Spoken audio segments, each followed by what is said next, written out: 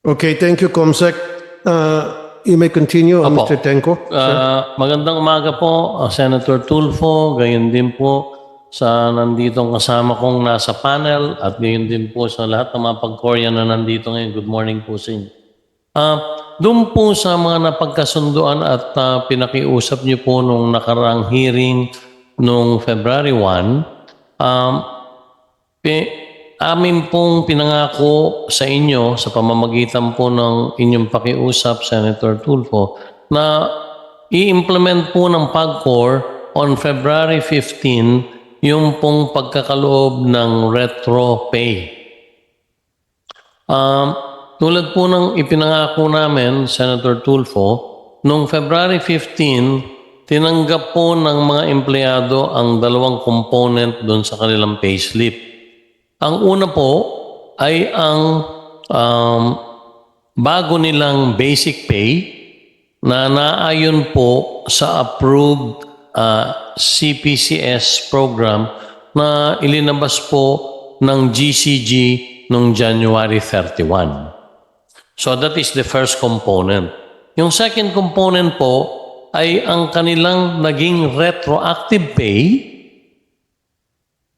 27 months po from October 2021 up to December 31, 2023. Yung po ay 27 months at that, Senator, was the second component of their payslip. Ngayon, itatanong po ng karamihan, ano nangyari sa January 1 to January 31.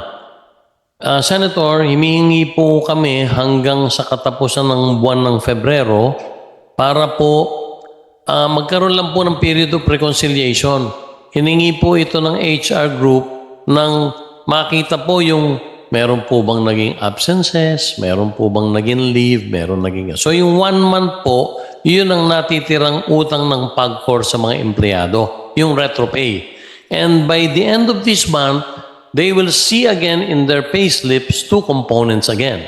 One, their new basic pay for the end of the month. And the second component will be kung meron silang naging sa reconciliation, may lumabas bang hindi sila pumasok ng ilang araw between October 2021 up to December 31, 2024. Okay, thank you. So in short, ongoing na po yung ginagawa niyong adjustment. Naibigay na po, sir. Naibigay na. Nun din po Okay, gusto ko lang po ipa-confirm sa mga empleyado nandito. Chairman ng PAGSEA, si Mr. Oscar Alvarez. Is it true, Mr. Alvarez? Thank you po, Mr. Chairman. Ako ay nagpapasalamat po kay Chairman Altenco at naibigay na at maraming pag-Korean po ang nagpapasalamat sa nangyari dahil sa tagal-tagal ng panahon ay natanggap nila yung retroactive. Pero po, aside from that, may mga, siyempre may mga ano pa rin na parang yung job grade 7 down, parang nabawasan pa sila sa kanilang sahod. At yun namang job grade 9, kasi bakante po yung job grade 8, parang break-even lang po kami. So, hindi po siya tumaas talaga ng tulong. At pangalawa, Kasi ang gusto ko mangyari, Mr. Alvarez, I want to make sure na wala nang tumatanggap ng below minimum. Yun po very important to me. Meron pa rin po. Meron pa rin. Oo, meron pa rin po. Mr. Altenco, meron pa rin daw tumatanggap ng below minimum? Ganito po, Senator. Sa pagkakaalam ko po, wala na. Pero, meron po tayong kailangang gawing appeal sa GCG doon po sa tinutukoy ni Ginoong Alvarez. Bakit po kailangan pa mag-appeal? Nasa batas natin, dapat wala nang... Hindi po, wala po. minimum Hindi po. wage. May binabanggit po si Ginoong Alvarez na yung pong job grade 2 to 7, Senator, yung po ay nagkaroon ng tinamaan po dahil yung job grade 2 to 7 na lumabas po yung ATI ng GCG, nandito po at makukumpirma kay Chairman Marius, na yung po ang iaapila ng PAGCOR. Doon po sa ATI naman nila, nakalagay yon, Senator Tulfo, na everything is subject to validation. Sorry sir, I don't want to be very technical here para mas madali maintindihan natin lahat. Yes, sir.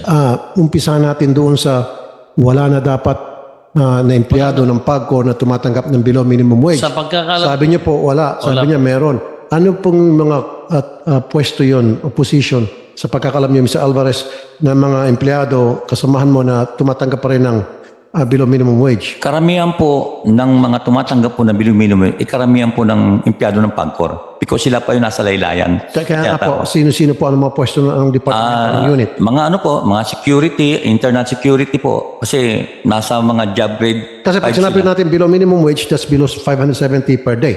Opo. Kasi ganito po. Sir, sorry sir. Okay. Ano-ano po mga pangalan?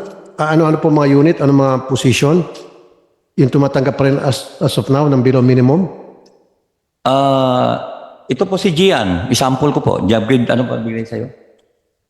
Ikaw, Mr. Samson, up to now, below minimum pa rin sa iyong pay slip na bago, hindi pa nag-reflect yung increase Good na morning. pinangako na sinasabi kanina Mr. Tenko. Good morning po, Mr. Chair. Bali po, sa akin po, from basic salary po na 10,598.98, ang basic salary ko po ngayon is 22,288 So, hindi na po below minimum So, wage yung yan. basic salary ko po, okay na po. Okay na. Sige. Opo. Bali, based from basic. Okay na, sir. Pag-usapan na natin yung Opo. minimum wage. Then, sir, Sir, sorry. So, sino-sino, okay na po yun, sir, kasi sa akin po, 20,000. sir, wala nga na nga po. Okay, Pero sir, excuse me. Okay na po yun, 20,000 basic. Sino-sino pa yung mga unit na hindi... excuse me. Excuse me, let me finish here para mapabilis tayo. Kasi sir, ayoko yung nangyari dati, taas ka ng kamay, taas, left, right, left, right, left, right. So, nagawa na natin ang paraan na ikaw hindi na below minimum wage. Kasi 20,000 a month, basic pa lamang, hindi na po yan below minimum wage, right? So therefore, stop ka na muna. Mamaya na lang kung kakailanganin, pag may sinabi sila, ika-counter nyo. For now, okay ka na. Ano-ano mga unit, ano-ano mga posisyon ang below minimum wage pa rin tinatanggap? Number 1 po yung mga driver po. Driver. Saan unit po Security ito? guard. Driver, security guard, Tsaka yung internal security. internal, okay. Yung mga nasa... Yung utility. Okay. Hindi ko po masabi lahat, pero karamihan po sa kanila, yung Ito sasabi mo na sa laylayan. sa lalayan po. Okay, driver, security, internal security, utility. Mga ilan po sila? Marami po yan. Kasi sila po yung backbone po ng PAGCOR na nagtatrabaho. So, below minimum, ibig sabihin, below 570. Opo. I-times nyo nga, 570, dapat magkano? Ang monthly dapat matatanggap? Come on, bilisan nyo. So, Mr. Tenko, yes, sir. ito yung mga nasa laylayan. I agree with Mr. Alvarez. Sila yung backbone ng operations ng PAGCOR. Dapat sila inaalagaan ng maayos. Driver, security guard, internal security guard, utility. Bakit hanggang ngayon below minimum? We, Senator, we followed the table that GCG gave us, and I think meron pong So pagkakamali. dapat more than 13,000. 14, opo. Kaya may pagkakamali po si Ginong Alvarez sa kanyang statement sapagkat 14,091 na po ang lahat ng tinutukoy niya. Per 14,000. month, 14091, Mr. Senator. So 14,000, magkano pong pinakamababang sweldo ngayon? Ang basic po ngayon na pinakamababa sa PAGCOR, Mr. Senator, is 14,091. Okay, so ibig sabihin, hindi na to below Hindi po minimum. below minimum, kaya gusto ko pong itanong, Mr. Senator, kay Ginong Alvarez, ano yung tinutukoy niyang below minimum? 14,091 na po ang pinakamababa ngayon, Mr. Alvarez. Okay, sandali po. Okay, Mr. Alvarez, so ikaw, Mr. Samson, mukhang malungkot ka pa rin. 20,000 above minimum ka na. Kasi kanina malungkot ka pa rin, gusto mo pa tumaas ng kamay. So, doon na muna tayo mag-consider sa 14,000. Okay ka sa 20,000, right? Okay. Mr. Alvarez, 14,091, which is Kasi nasa po, minimum. nag-submit po ako sa inyo ng tinatanggap namin salary. Yung sa basic salary, pangalawa yung tinatawag na allowances. Nangyari po, tinanggal po nila ang allowances namin. So lumalabas, Sir, ang gusto ko lang mangyari dito, na yung basic salary dapat hindi bababa sa 13,680. Kung ang basic salary ng bawat empleyado ng PAGCOR, yung binabanggit ninyo ay 14,091, nasa minimum na po yun. Ang ilalakad na lang natin, sana magkaroon ng increase. Dapat hindi nakapeg na 14,000 forever. So dapat, you have to make sure, huwag kang gaganon-ganon, sir. No, I don't like that. Parang friendship tayo, hindi tayo friendship. Okay. Dapat, every year, magkakaroon ng evaluation ng mga empleyado at yung magandang performance ng mga empleyado, bigyan ng increase. They deserve an increase. Especially itong mga driver security guard, internal security, utility. Di ba? Kasi itong mga nasa loob ng casino, kuminsan sila nakakatanggap ng mga tip and all. So dapat itong mga driver na hindi naman nakakatanggap to ng tip mula sa mga players, taasan natin mga sweldo nila. Senator, automatic po dun sa linabas ng GCG, every 3 years po, may automatic increase po. Hindi na po subject sa evaluation yon. Basta wala lang pong problemang administratibo, automatic po every 3 years dahil pinagpapahalagahan po ng gobyerno yung tenure. Every 2 years po. That's a lot of bull. Kasi nga po, di ba sila, ilang taon na nagtatrabaho, 10 years, 12 years, 15 years, nakapeg pa rin doon sa below minimum kung hindi pa natin napag-usapan ngayon. Hindi po, dito po sa bago, Senator, na sa ATI, bago. doon po sa linakad ninyo, dito po sa ATI ngayon, na bago, na linabas ng GCG, standardization na po sa government, every 3 years na po, Mr. Senator, ang automatic increase. Yun ang gusto ko mangyari. Dapat every year po, lahat ng empleyado ay ina-evaluate ng kanilang mga supervisor at sinasabit po sa mas nakakataas. At yung mga gumagawa ng mabuti, dapat i-consider yung bibigyan ng pay increase. Yung mga gumagawa ng problema, may mga memo, sabit, yung siguro pwedeng i-hold. Am I right, GCG? Tama po, Your Honor. Although sinabi na every 3 years, so yung automatic increase, in between those times, pwede naman silang... Pwede rin. Yes po. Lalo na kung nakita talagang well-performing yung isang empleyado, Yes po. pwedeng hindi nahintayin yung 1 year, pwedeng on the spot. Di ba? Depende po sa policy ng GOCC po. Correct. So ano po yung inaprubahan yung pay scale rate, GCG, para sa mga empleyado ng PAGCOR? Sir? Yung tinatawag na pay scale rate. Opo, in For accordance with each the... employee for every unit. Opo, in accordance with Executive Order number 150 po, which established the compensation and position classification system, meron na pong mga standardized pay scales for GOCCs. Okay. So okay na tayo dun sa... Yes sir, Mr. Alvarez. Pwede mo ba ako makahingi ng copy niyang sinasabi niyang CPCS rate? Kasi ang tagal na namin nire-request. Even sa GCG, nag-request ako niyan. Pero hanggang ngayon, hindi pa rin ako binibigyan ng copy. Para magkaroon naman kami ng comparison.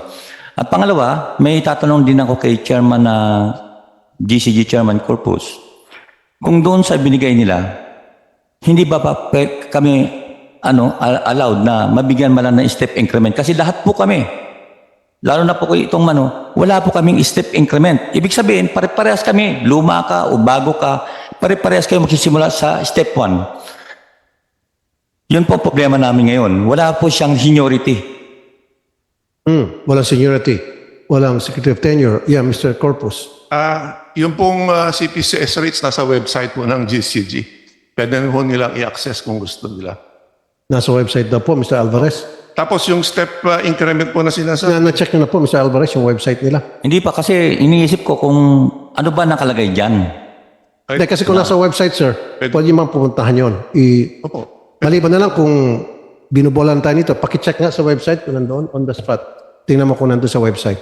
Kasi kung nandoon sa website, then titingnan nyo lang po doon sa website. At kapag nakita nyo na hindi sapat at mali-mali, then pwede ulit kayo bumalik sa amin. So, sir, okay. Mr. Chairman, ako pa humingi ng tawad. Minsan, nakakalimutan ko po mag-address sa inyo bilang Mr. Chairman. No, okay lang po yes, sir. Doesn't matter to me. Go ahead po, Mr. Corpus. May tapo tungkol sa CPCS sa GCG website po. Ano po? Sige, pakibanggit na lang. Ano pang pangalan ng website nyo? gcg.gov.ph po. gcg.com.ph. Okay. Ganun. Mr. Alvarez, aware po kayo doon sa website? Aware po ako na meron po ganun. Kaso nga lang, hindi ko malaman, wala akong comparison kung talagang yun ang binigay ng Hindi, ganito nga, PAGCOR. sir. So you check that website first. Pag-aralan niyo po yung mga nilalaman yan, kausapin niyo po yung mga member ninyo. Kung sa tingin ninyo, mayroong mga pagkukulang doon, may mga hindi tama doon, then you come back to us and then we'll call another hearing again. Salamat po, Mr. Chairman. Gagawin ko po yun. Thank you, Mr. Alvarez. Now, let's go to the SSS and GSIS. Bilang mga government employees, entitled dapat, kasi ang government-owned corporation, GOCC, ay considered mga government employees, ito mga nagtatrabaho sa GOCC. Napansin ko na sila ay, napag-usapan natin dito, ay nasa SSS at hindi na sa GSIS. At sabi niyo po, tinatrabaho niyo na, pinag-aaralan niyo. Ano na pong status? Mr. Tenko? Nagkaroon na po ng isang town hall meeting kung saan dumalo ang mahigit 100 empleyado ng PAGCOR. Nandun po ang 2 kinatawan ng GSIS at meron pong kinatawan ng PAGCOR. Naganap po ito sa New Coast Hotel. At doon po nagkaroon ng question and answer. Mga katanungan po ng empleyado at katanungan po ng at pagsagot po ng mga taga-GSIS. Doon po sa initial na pag-uusap, 3 issues po talaga ang dapat pag-aralan pa ng husto. Una po, meron pong regulasyon ang GSIS, 15 taon pong dapat ang isang miyembro ay paying member, 15 years in government service, and pagkatapos po nun, dun sa 15 years na yun, dun lang siya makakukuha ng kanyang retirement benefits. Number 2, magkukompute po pag naibigay po ang datos magmula sa PAGCOR, magkukompute po ang GSIS kung magkano po ba talaga ang dapat na ibayad ng mga empleyado ng PAGCOR. Gayon din po kung magkano pa rin ang dapat ibayad naman ng PAGCOR. Pangatlo po, Sir, may I interrupt? opo, Napag-usapan natin to last time. opo, Ang problema na lang ay yung amount. na babayaran. Opo. I think it was 1 billion Yung through po, the years. Diba? Your Honor. Ngayon, merong participation yung PAGCOR and participation ng mga employees. So, yung sharing, Opo. yun na lang pag-usapan. Magkano po yung computation? Doon na lang tayo para mas opo, mabilis. yung po ngayon ang ipinakiusap na namin sa GSIS na magkaroon na po ng computation. Kahapon po, nakipag-ugnayan akong personal kay PGM Wick Veloso, yung President and General Manager ng GSIS. Sila po ay kaisa nating lahat, pati po yung mga empleyado, na gagawan po nila ng paraan na mabilisan nilang mailabas kung magkano yung mga computation. Meron din po mga datos na kailangan pa rin kami isubmit. Kahapon po, Ano po mga datos na yun? Konkreto ng mga datos na ibigay nila sa SSS? yun po, lahat po ng number of employees, magkano mga sweldo. Dahilan nga po, Senator, sa bagong CPS rate na effective lamang nitong buwan ng nakaraan, ay yung bago na pong numero ng bagong basic pay po ng bawat isa. Okay.